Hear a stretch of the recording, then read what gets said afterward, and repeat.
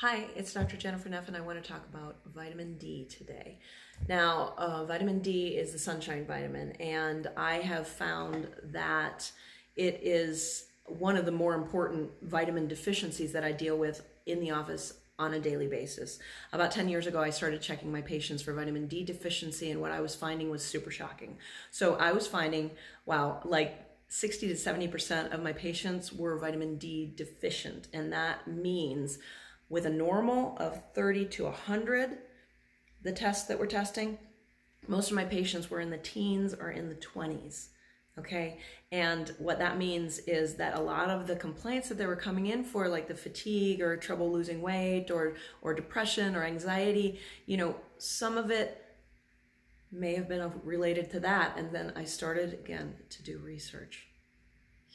Love that research. I didn't learn about a lot about nutrition in medical school because they skipped that, okay? They said you guys can learn this on your own, and so that was a really frustration for me. What I'm finding is that a lot of the really great information that you can find about nutrition that you're gonna find in the naturopathic world and the functional medicine world, so go look for it, okay? But I'm gonna get back to the vitamin D thing. Now, vitamin D deficiency is really a pandemic now because we used to spend a lot of time out in the sun as earlier humans that didn't spend time all the time in dwellings. We were outside, we were hunting for our food and we were gathering and we were out in the sun, and so that was not an issue. But now we're cave dwellers. So this is the cave. The cave is your house, the cave is your car, the cave is your office, and so we're not getting the type of sun exposure that we used to. There's also this other element of the last 20 years, the medical community has been saying, stay out of the sun or you're gonna get cancer. Okay, so I'm gonna say, if you 100% stay out of the sun, you might get cancer because vitamin D levels, when they're higher, they now find that cancer levels are lower, okay? But let's talk about how to do it safely, okay? If you have 15 minutes of sun exposure, 40% of your body uncovered, then you're gonna get 10,000 international units of vitamin D, which is more than enough for one day. So you can do this with sun exposure. If you're not able to get that level of sun exposure a day, it's better to get 1 minute than to get no minutes whatsoever. I try and get out at noon every day to get a little bit of sun on my face, and even though I know it's probably forearms, face, and hands, then that's better than nothing because it does accumulate. Now, what we're going to talk about now is numbers. Okay, I said that normal vitamin D level is 30 to 100.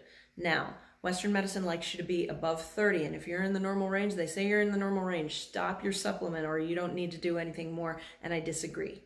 Functional medicine says we want you definitely above 40, but between 60 and 80 is optimal. Okay, with the top number of 100, I try and keep mine at about 80 because it keeps me happy and it keeps me healthy. Now let's talk about what vitamin D does for you. Yes, it makes your bones strong. That's the thing that we think about all the time.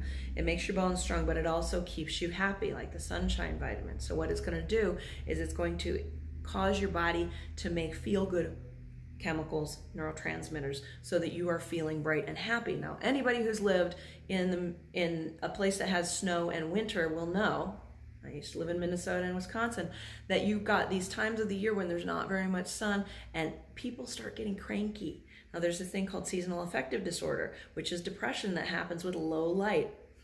I wonder whether that might be a little bit of vitamin D deficiency, but because we didn't check, or if you don't get checked, then it's difficult to say.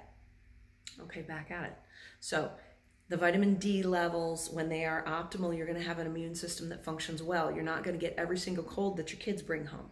Okay, you're going to be able to sleep well, and sleep apnea is now being connected with vitamin D deficiency. In fact, I just saw a number during my research that 98% of people with sleep apnea are vitamin D deficient. Okay, now what can you do about it? Number one, you can ask your doctor to go and check your vitamin D level with your physical exam, or if you're having any symptoms that are making you feel poorly, vitamin D level should be checked. Okay, and then when you get your vitamin D levels back, then remember, we don't want you at the bottom of normal. We want you at the top of normal or in the middle, okay? Now, everybody can go out and get the sun, and that is really going to be helpful. And another little wrinkle about making your vitamin D work for you is going to be, if you are magnesium deficient, you could take all the vitamin D in the world and it's not going to get into your system. Okay, so magnesium containing foods, I'll let you look that up on the internet. I think, first of all, produce, and I think nuts. Okay, another mineral that's going to affect vitamin D absorption is K2, which you're going to find in green leafy vegetables. Okay, simple. Eat a good diet, get out in the sun, ask your doctor to check your vitamin D. You're going to be happier and healthier for it. It was great talking to you.